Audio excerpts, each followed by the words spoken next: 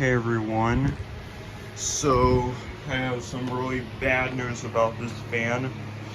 This is the Hampton Bay Landmark GE vent ceiling fan.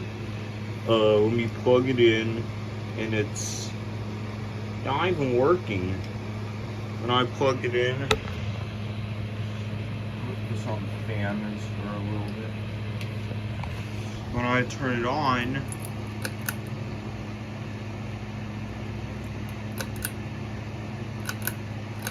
nothing works. Let's try reverse.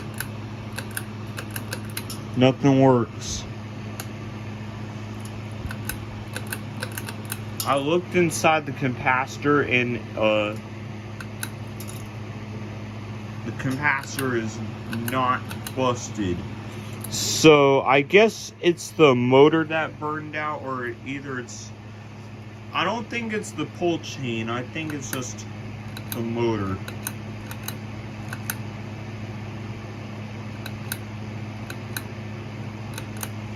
Yeah, I think it needs some help.